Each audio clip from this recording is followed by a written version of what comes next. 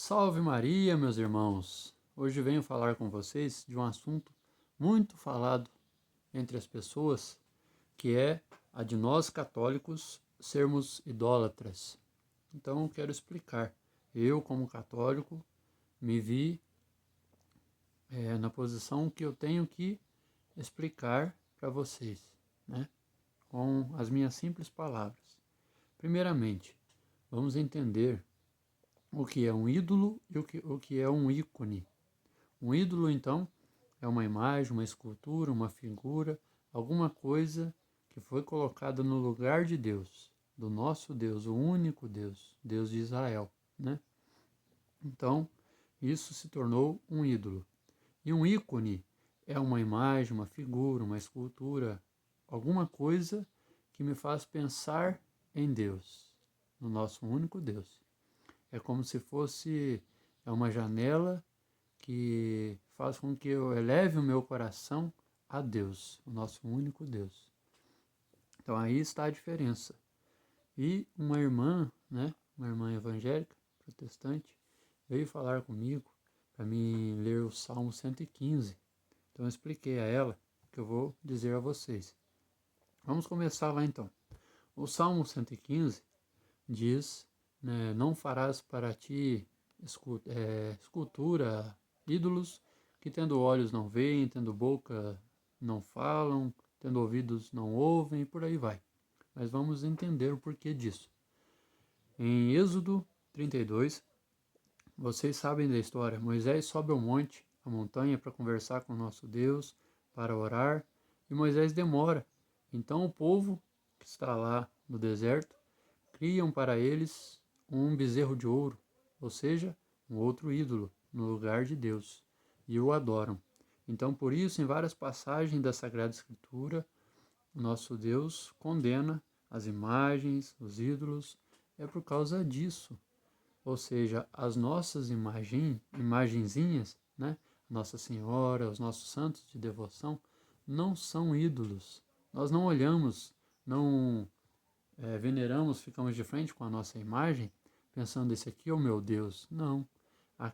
Aquela imagem me faz pensar na virtude que aquele santo teve, que eu devo ter também para chegar um dia à santidade, chegar diante de Deus. E aí muitos dizem também, né, que santo é só o nosso Senhor Jesus Cristo.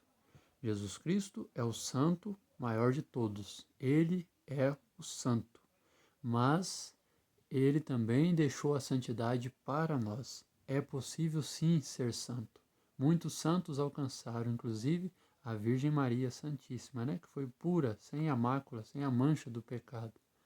Porque em Mateus 5:45 ou 48, se não me engano, ele diz: sede perfeito, portanto, sede perfeito como o vosso Pai do céu é perfeito. Então ele deu essa ordem. Então, quer dizer que é possível sim ser santo. E aí vamos entender mais adiante. Em Êxodo 25:18, Deus manda Moisés fazer duas imagens, dois querubins de ouro, colocar em cima da arca da aliança.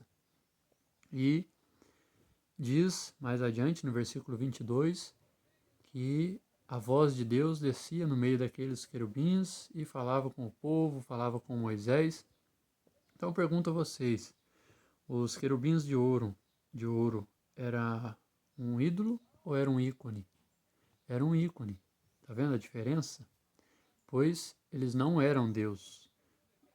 Deus se comunicava através deles, no meio deles. Entendem a diferença? Vamos, outro exemplo. Números 21, 8, 9. A serpente de ouro no deserto. Resumidamente, o povo começou a blasfemar contra Deus no deserto, e aí Deus então mandou serpentes no deserto que picavam aquele povo, e muita gente morreu. Então Moisés suplicou a Deus, e Deus, em sua infinita misericórdia, mandou que Moisés construísse uma serpente de bronze, colocasse na ponta de uma haste, e todo aquele que olhasse para aquela serpente ficaria curado. Então, eu pergunto a vocês, a serpente de bronze era um ídolo ou era um ícone? Tá vendo? Ela era também um ícone, pois por meio dela a graça de Deus descia e curava aquele povo que olhasse para ela.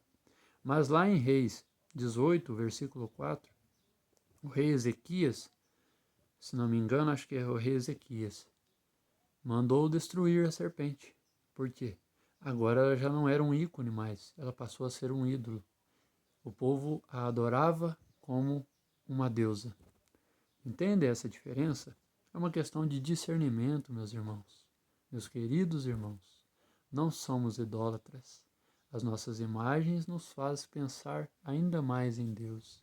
Faz com que elevemos o nosso coração a Deus, mudemos o nosso jeito de ser, buscando assim a perfeição, a santidade, para chegar um dia ao céu, a morada eterna. Entende? É uma questão apenas de discernimento.